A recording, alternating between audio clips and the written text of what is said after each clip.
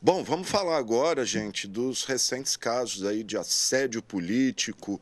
Teve caso de médicos se recusando a atender pessoas por opção política, né? Pessoas que teriam votado no PT.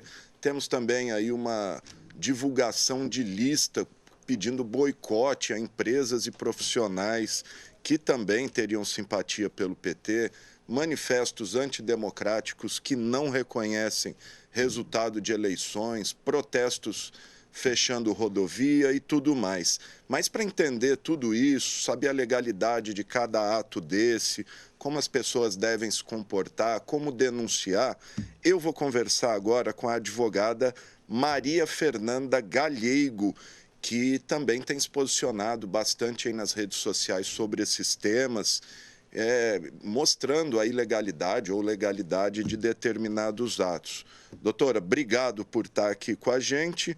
Bom, vamos começar falando, doutora, esse caso que ganhou mais a mídia, inclusive o Diário no final de semana repercutiu bastante, listas que estão sendo divulgadas pelo WhatsApp, principalmente, pedindo boicote a empresas e profissionais por opções políticas. O que é certo, o que é errado nisso? Isso é uma atitude legal de ser tomada? Obrigado.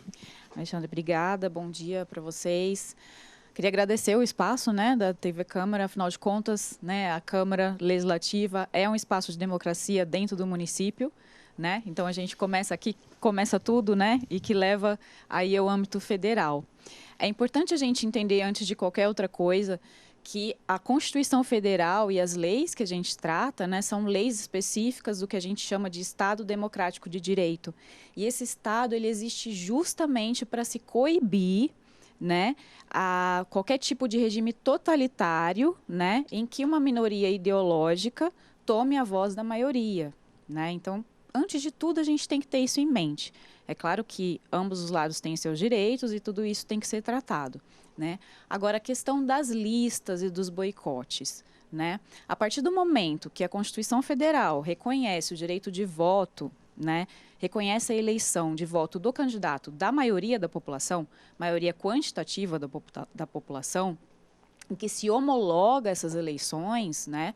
Então tem a homologação, tem o reconhecimento pelo Tribunal Superior Eleitoral, pelo STF, né, Superior Tribunal Federal, pelo próprio candidato oposto, né? Então, a partir do momento que todos reconhecem e se é homologado esse resultado, ele se torna inquestionável, né? Então, quando você tem direitos, né, de uma maioria quantitativa, né, essas pessoas que votaram no candidato X ou Y, elas exerceram o direito delas, certo? Então, essas listas de boicotes, elas acabam sendo vistas como crimes no sentido de discriminação de pessoas em razão da opinião política delas, né, da opinião política ou ideológica. Então, acaba sendo um crime, né? Ela acaba sendo um crime. Essas listas, né? Elas precisam ser denunciadas, né? E em relação também às empresas, né? Elas entram aí, podem eventualmente entrar em outras previsões penais relativas aos direitos de concorrência, né? Então, assim, uma coisa começa de uma maneira simples e às vezes pode chegar a âmbitos exagerados, né? Então, essas listas, elas são crimes no sentido de discriminar a posição política das pessoas. Eu até vi uma das pessoas, eu não ia citar nomes aqui, mas uma eu vou citar, que ela é uma figura pública, já foi vereadora, que é a médica Regina Chueire, diretora do Luci Montoro. E não é novidade para ninguém que a Regina ela é simpática ao PT, ela foi vereadora pelo PT. Que essas pessoas podem fazer? Elas podem, eu até vi no diário que parece que eles estão aí se reunindo, vão contratar um advogado. Que providências pode se tomar? Como chegar?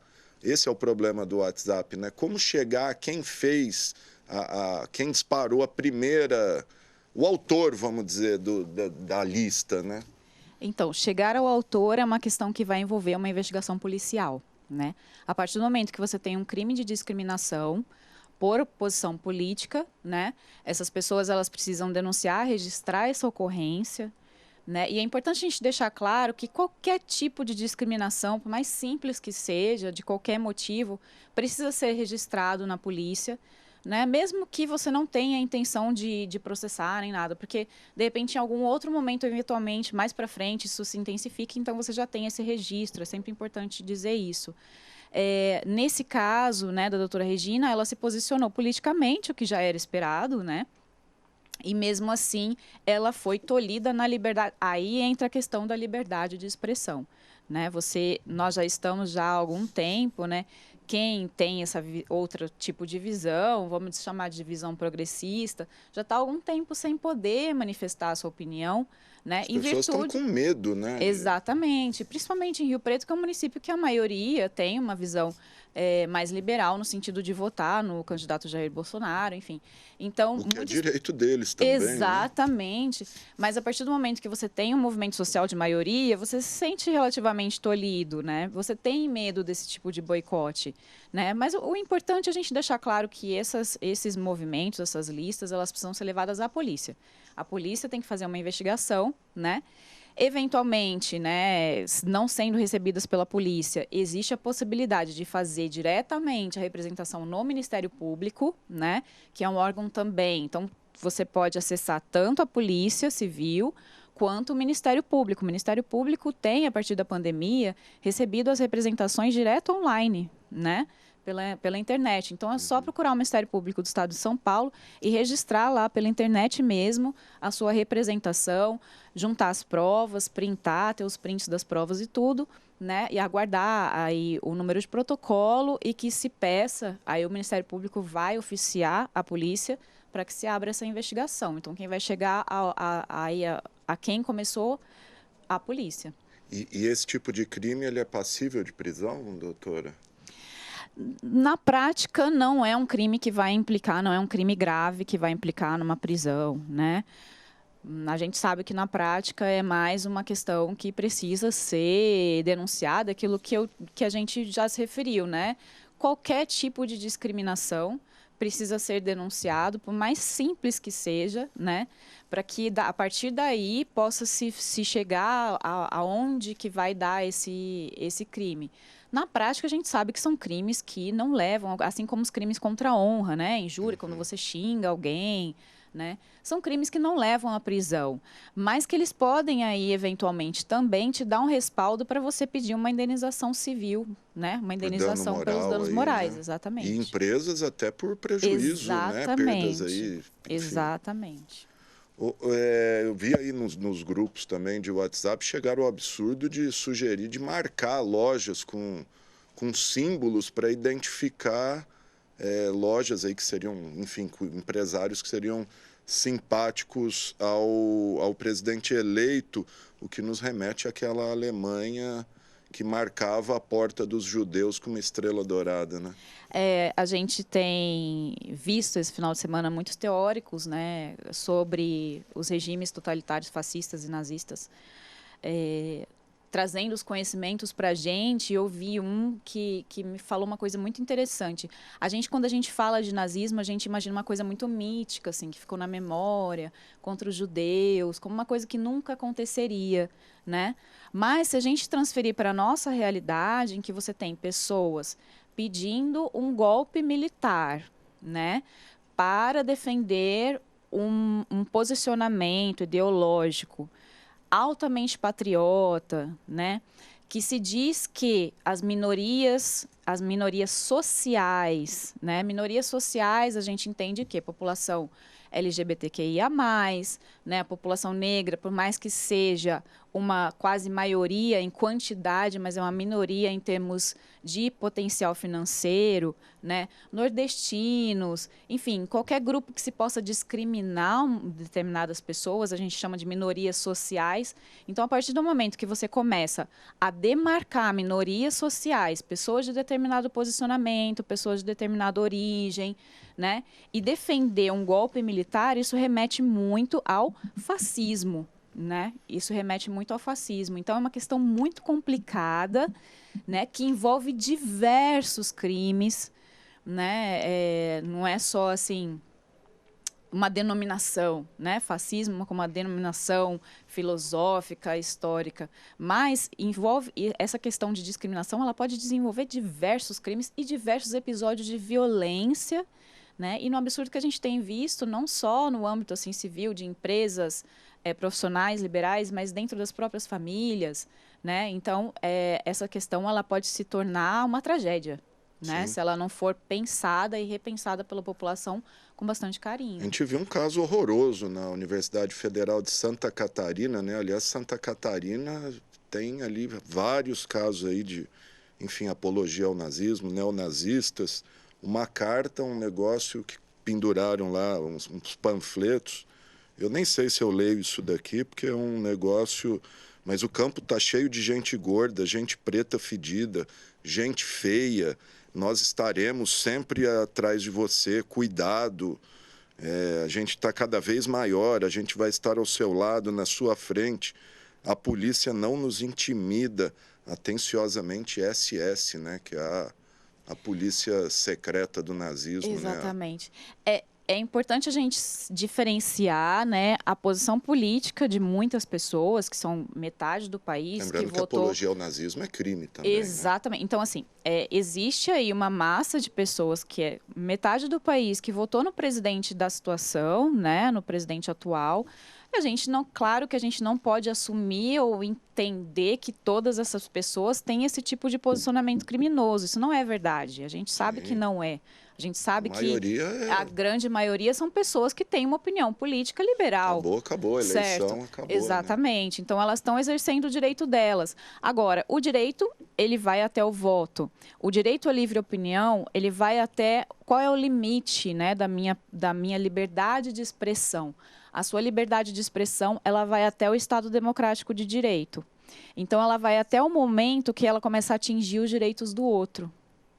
Então, eu tenho liberdade de dizer que eu sou liberal. Você vai ter essa liberdade de dizer até o momento que você começar a atingir as pessoas que têm a liberdade de terem um posicionamento oposto, certo? Então, isso que as pessoas precisam entender. Não é que nós estamos aqui colocando uma pecha, né, de fascismo a todo candidato que votou no presidente da situação. Não é isso. Né? O que a gente quer dizer é que existem aí, agora, esses grupos neofascistas e neonazistas, eles estão se sentindo chancelados de alguma forma, né, para surgirem, né, para ter voz, dizendo, não, a gente tem voz, a polícia não vai fazer nada, né? Porque a partir do momento que você tem manifestações paralisando estradas, pedindo intervenção militar, que é um golpe de Estado, que é antidemocrático, que é crime, porque a partir do momento que você atinge o direito das outras pessoas, você está cometendo um crime, e a polícia não faz nada, o cara que é neonazista, ele vai pensar o quê? Eu vou discriminar quem eu quiser e a polícia não vai fazer nada. Então, é importante a gente denunciar esses crimes, né? É importante que essas pessoas sejam punidas no devido rigor, porque aí fascismo, né, ele sai um pouco do âmbito da simples discriminação, da injúria, calúnia e difamação, e ele pode entrar em outros âmbitos, né, que são altamente penalizados pela Constituição Federal, como terrorismo, né, genocídio. É uma coisa horrível que a gente jamais imaginaria para o nosso país, né, que é um país majoritariamente mestiço. Então, assim, a gente nunca imaginou isso, a gente não assume isso, a gente não quer isso para... Ninguém quer, né? Então, é importante que essas pessoas que têm esse raciocínio absurdo, essa minoria, enfim, que tem esse raciocínio criminoso, sejam punidas, sejam denunciadas. Sim. E punidas. A gente tem visto muito aí as decisões do Tribunal Superior Eleitoral, em especial do ministro Alexandre de Moraes, presidente do TCE, de tirar perfis do ar. E aí as pessoas estão acusando censura, e que o ministro estaria extrapolando as suas funções ao tolher uma suposta liberdade de expressão. Eu queria que a senhora fizesse um balanço disso, até onde é liberdade de expressão, até onde é censura, o que a senhora acha dessas decisões do ministro Alexandre, que tem sido aí alvo feroz do bolsonarismo, né? Exatamente. É importante a gente pensar e e é o que a gente estava comentando antes, né? A gente nunca imaginou que fosse chegar a esse ponto de ter que explicar didaticamente como funciona a Constituição Federal, né? A Constituição Federal, ela é uma lei maior, né, que garante que nós não teremos um golpe de Estado. A Constituição ela veio em 1988, depois do regime totalitário do golpe militar. As pessoas precisam entender isso. Ela não casa com o regime militar, ela não casa com a intervenção militar.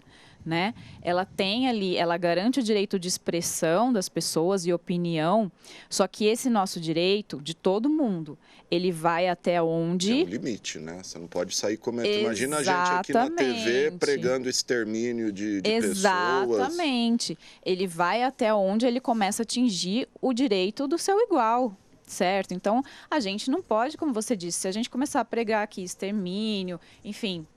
Qualquer tipo de pensamento... Só minha opinião. Não, não é opinião. Ela não é opinião, ela passa a ser crime. Por quê? Porque esses pensamentos, né, cotejados de vamos eliminar minorias, vamos dar um golpe militar, vamos fazer o que nós queremos, né, vamos ser contra isso, a favor disso, dessa religião, daquela religião, isso aí já implica no regime totalitário e deixa de garantir a igualdade de liberdade de expressão, intimidade, livre ofício, liberdade de trabalho para todo mundo. Isso que as pessoas precisam entender. A partir do momento que a gente teve um regime de voto em que uma maioria quantitativa de pessoas elegeu um determinado candidato, não é a sua opinião política, né, que vai poder mudar esse regime.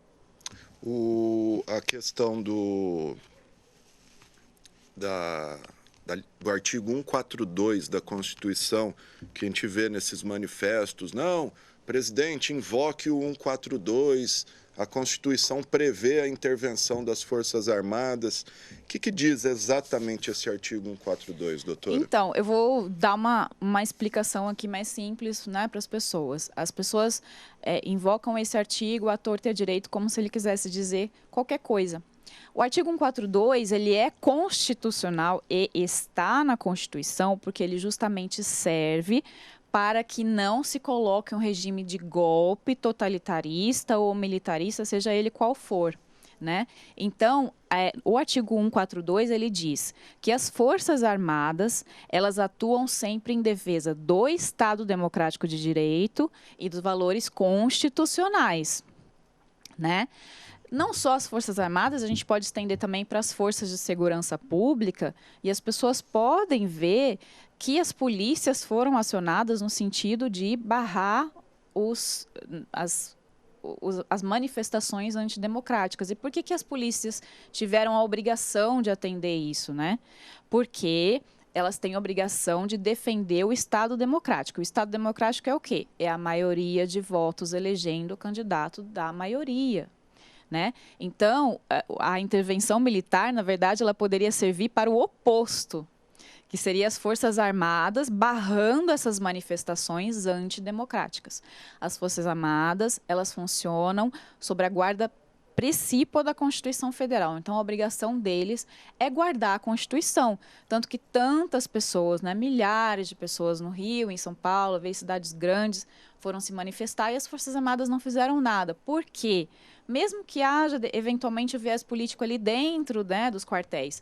Por que não fizeram nada? Porque não existe justificativa para a violação do Estado Democrático de Direito, certo? Então, as Forças Armadas, elas agiriam, por exemplo, se viesse aí um movimento paramilitar, né, alguém tentando dar um golpe, matar o presidente. Uma revolução. Uma revolução, né? Exatamente. Aí, para isso, serviria o artigo 142.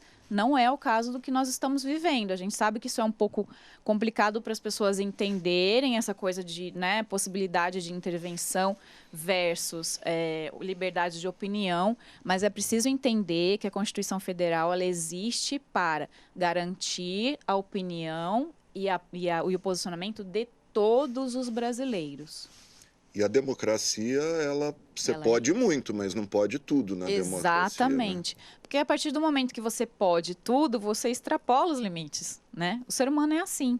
né? Infelizmente, a gente precisa de ter uma ordem social. O Estado existe por causa disso. Aliás, o único regime que pode tudo são nas ditaduras, né? Mas aí só para o ditador de O plantão, ditador né? pode tudo, os outros vão podendo cada vez menos, né? Sim. Queria que a senhora falasse um pouco também, voltando a essa questão do assédio, o inverso. A gente teve registros aí em todo o país, vários relatos na imprensa de médicos, principalmente, se recusando a atender pacientes por opções políticas. Inclusive, a gente teve um caso em Rio Preto, um conhecido aí, um professor de história, gravou um vídeo que ele foi aí num convênio, não vou citar o nome aqui, porque o convênio não tem nada a ver com isso, mas que ele teria sido discriminado ali, na verdade, o filho dele teria sido discriminado, até ofendido pela opção política do pai. O que fazer nesses casos? Nesses casos, né? Lembrando que a doutora Fernanda é advogada especialista em direito médico, é isso, né? Exatamente, exatamente. Nesses casos é importante que se haja um registro da ocorrência. Então, a primeira coisa a se pensar é registro da ocorrência, né? Independentemente de, será que eu vou acionar, eu vou entrar na justiça, eu vou pedir uma indenização porque eu me senti mal, fui ofendido.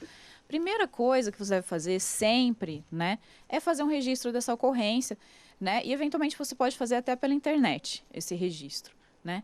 Então, se BO houve crime, online ali, exatamente, né? existe a delegacia virtual, né, no estado de São Paulo, e todos os estados hoje têm as delegacias virtuais, e você pode fazer o registro ali, né? Então, mesmo, independentemente de haver testemunha ou não, eu sempre digo isso para qualquer situação. Sempre que você se sente ofendido em qualquer área da tua vida, faça um registro, porque a gente nunca sabe a que ponto isso pode chegar, né?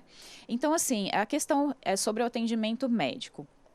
A gente tem citado, porque é muito comovente para a população ser discriminado por um médico.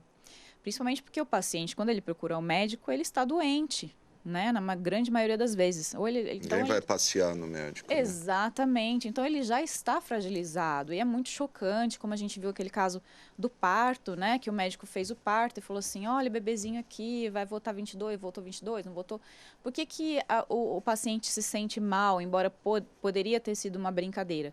Porque a paciente estava ali anestesiada, numa situação complicada, difícil. O paciente ele está sempre mais fragilizado. Então, não é um momento de fazer uma piadinha com motivo político. Se isso eventualmente tenha sido uma piada, ela pode ser interpretada como um assédio. Então, isso é muito complicado, né? Na dúvida, é melhor não falar. Né? Se a gente tem dúvida até onde vai a minha piada, porque às vezes a gente pode ser mal interpretado. Sim. Então, na dúvida, é melhor não falar. Né? Deixa as piadinhas para a mesa de bar ali, né? Exatamente, entre os amigos, às vezes os amigos entendem, hoje em dia nem tanto nem mais, né? Mais, até né? Os amigos estão brigando, eu me incluo, então a gente tem que tomar bastante cuidado. Não é uma perseguição contra médicos, eu já ouvi isso, né? Isso é uma perseguição com os médicos, não é uma perseguição. Todo profissional, ele é responsável pelo que ele fala, né? Então, eventualmente, num comércio, né? Eu já vi até o caso de uma manicure não quer atender a moça porque a moça votou no Lula. Esse tipo de coisa implica em discriminação, sim, precisa ser registrado, sim. Agora, o profissional da saúde, ele é muito importante no sentido de que ele atende pessoas fragilizadas, né? Ele tem uma qualificação que é peculiar, a gente sabe disso. A gente sabe que para ser médico você estuda mais anos de faculdade do que os outros profissionais. Então, eles influenciam a sociedade, eles são importantes na opinião deles, né? Isso daí é inquestionável. E o médico, quando ele atende o ser humano, né? Eles têm que cumprir o Código de Ética Médica. E o Código de Ética Médica veda qualquer conduta no sentido de discriminar o paciente. Né? Seja por opção política, por qualquer enfim. motivo, por qualquer motivo. Então, o que eu recomendo sempre para os médicos é tomar muito cuidado com o que fala, com o tipo de atendimento, o local de atendimento, porque qualquer coisa pode ser mal interpretada, né? Não que esse seja o caso, que esse foi um caso bastante claro, né, de discriminação. Então, a gente tem que tomar muito cuidado, não só o médico, como todo profissional da saúde. E cabe também uma ação de indenização aí, eventualmente. Exatamente, é o que a gente fala, né? Primeiro você registra, né? Para você esclarecer isso na sua mente. Eu acho que todo episódio de violência, né? Seja ela simples ou grave, ele precisa ser registrado. E depois você vai ter mais tranquilidade para pensar, né? se você vai entrar com uma ação de indenização ou não. Nesse caso, né, como você disse que não citou a operadora de saúde, o hospital, enfim, a operadora, o hospital, né, ou até mesmo a clínica, em algumas vezes, são responsáveis pelos atos das pessoas que atendem lá dentro.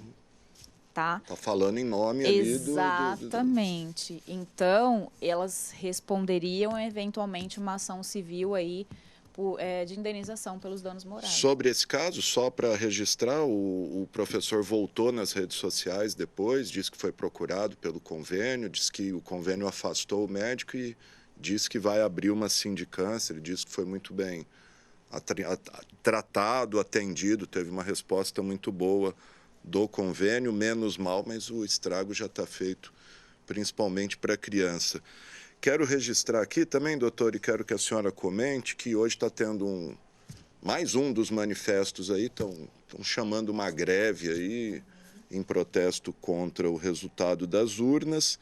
E olha só, parece que eles vão se comendo um ao outro, né? Porque os próprios comerciantes do centro, muitos deles não são petistas, mas não querem fechar o comércio, não querem perder o dia. E falando aqui, eu estou com medo, porque vão achar, não votei, mas vão achar que eu votei em A ou B só porque eu não fechei meu comércio. O que eu faço? Como que a pessoa age numa situação dessa? A gente precisa perceber, entrar naquele assunto novamente, de que todo tipo de discriminação e todo ato antidemocrático precisa ser tolhido, né? E por quê? Justamente por isso. Porque a partir do momento que você cria aí uma diferença, você começa a perceber quem tem outra opinião. Né? Aí se você não faz aquilo, eu não sou Lula, mas... Exatamente.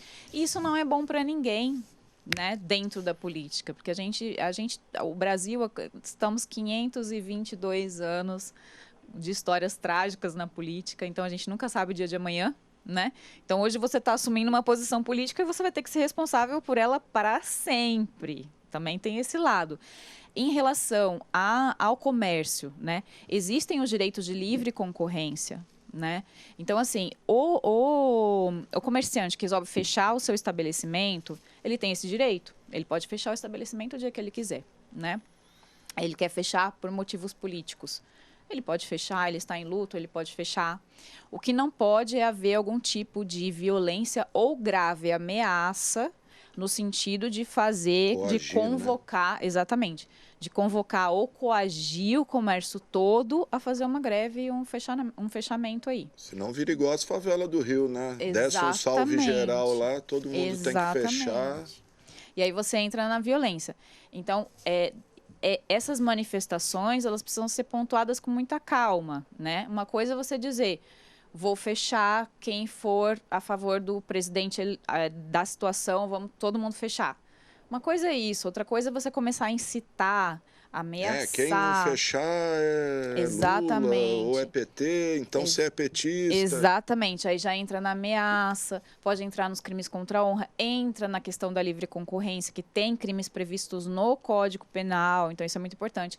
Entra na questão trabalhista, de assédio trabalhista, que é importantíssimo. Que é um assunto que a gente vai abordar agora. Exatamente, às vezes você tem funcionários que dependem daquela comissão para o seu rendimento, então você fecha, aí você está cometendo um crime contra a organização do trabalho e contra esses profissionais que trabalham para você.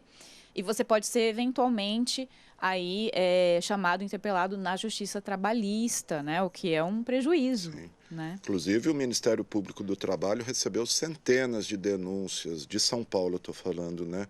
Mas a gente viu casos aí no Brasil inteiro também, denúncias de assédio nas empresas, né? Então, o dono chama lá o funcionário, você vai votar em quem? Se você não votar em tal, nós vamos fechar, vou ter que te demitir.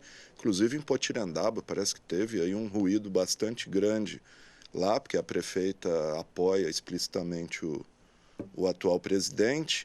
Como é que fica nesses casos de uma pessoa que se sente perseguida, seja demitida ou a simples coação ali, pode procurar a Justiça do Trabalho? Exatamente. É importante, sempre digo isso, não tenham medo. Muita gente se coloca numa posição de medo, principalmente quando a gente é financeiramente inferior, né, a uma pessoa. Não tenham medo, registrem a ocorrência, né? No caso trabalhista, existe também o canal de denúncias pelo Ministério Público do Trabalho.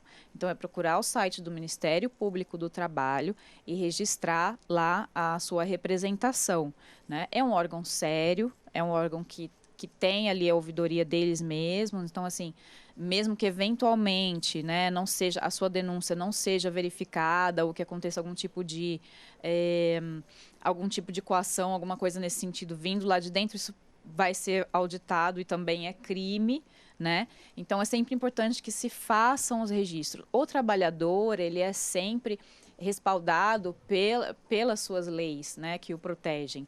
Então, mesmo que ele venha a sofrer algum prejuízo, ele pode depois entrar na justiça, né, para requerer os direitos trabalhistas dele. A questão do assédio eleitoral, ele se deu principalmente antes das eleições, né? Então, o assédio eleitoral, ele é previsto ali como crime no Código Eleitoral para antes das eleições, e houve, né, inúmeros casos.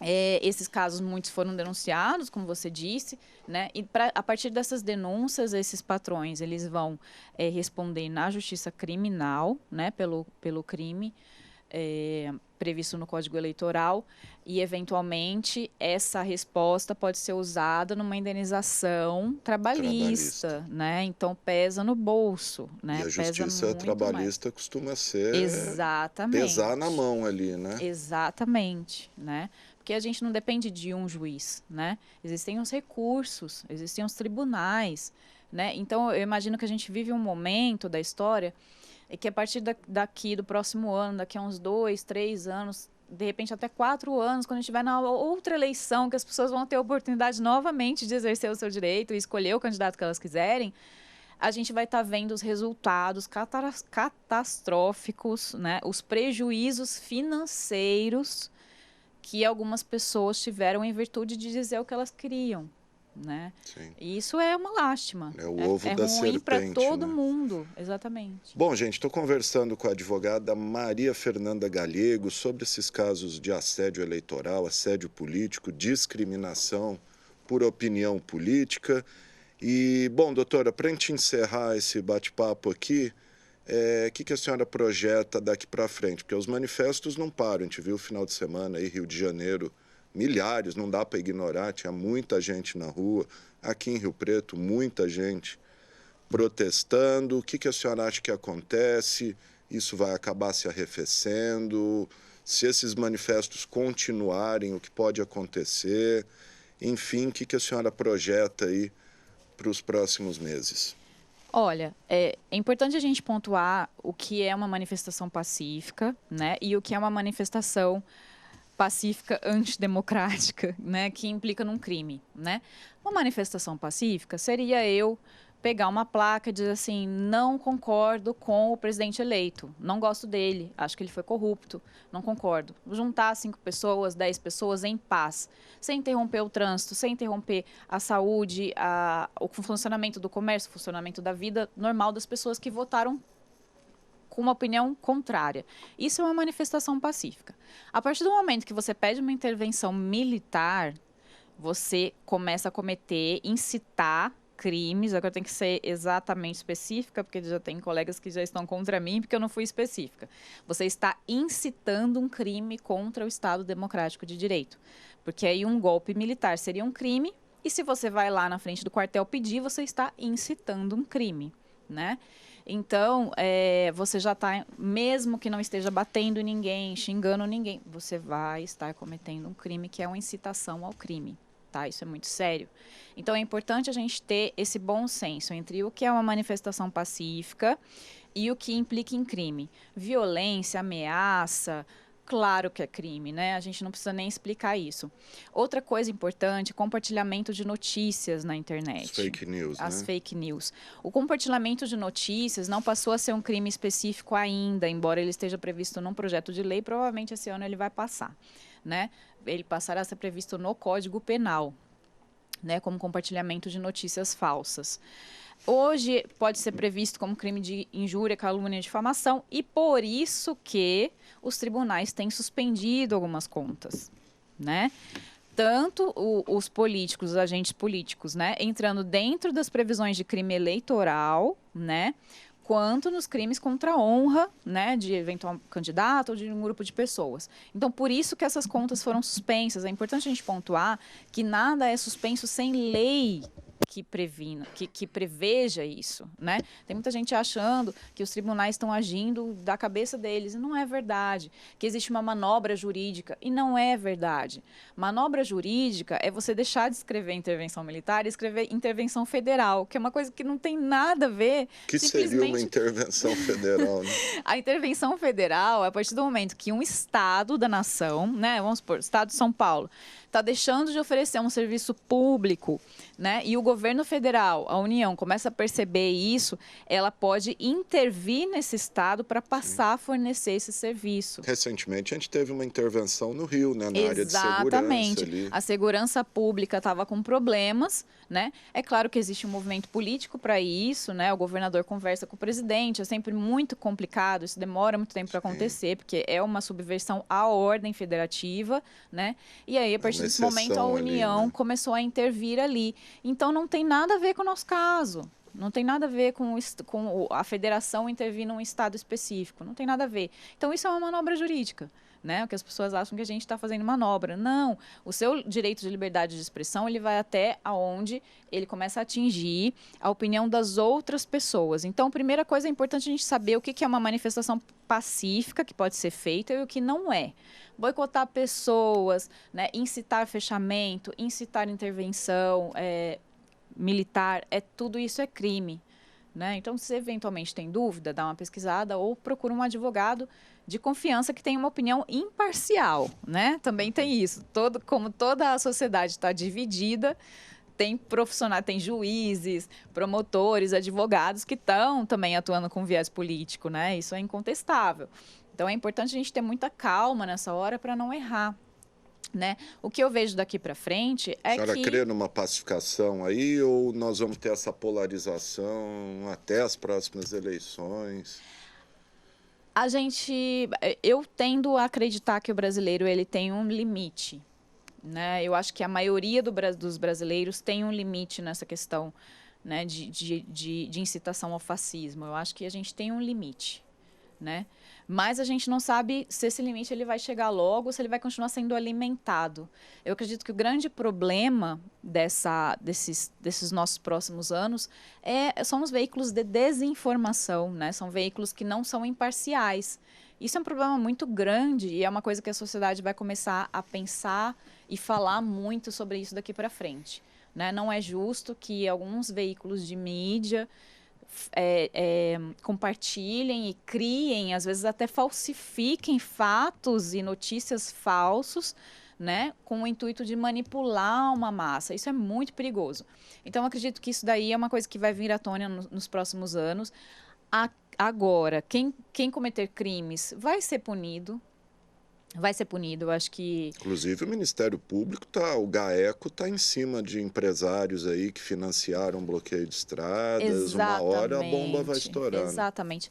Muita coisa vai aparecer. Eu acredito que muita coisa vai aparecer, porque a gente há de convir que, a partir do momento que a gente saiu da ditadura militar, um monte de coisa estranha começou a acontecer, né? Então, a sociedade vai começar a ver o resultado disso, né? Eu prefiro acreditar que o brasileiro vai ter um limite aí para esse estado estranho de coisas, né? Vai chegar uma hora que a gente vai cansar, as coisas vão começar a voltar para o lugar, as pessoas vão começar a se conscientizar. Eu acho que o lado positivo é a gente poder estudar e se conscientizar da nossa responsabilidade, dos direitos que existem, das leis que existem, né? Eu prefiro ser positiva nesse sentido. Legal, gente. Tá aí a doutora Maria Fernanda Galego falando desse momento que atravessamos aí, né, com tempos estranhos.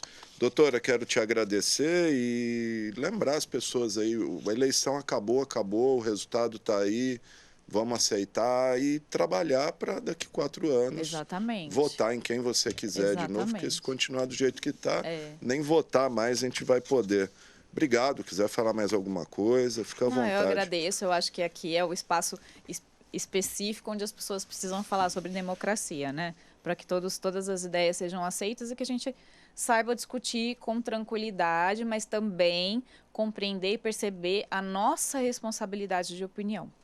Sem dúvida. Obrigado.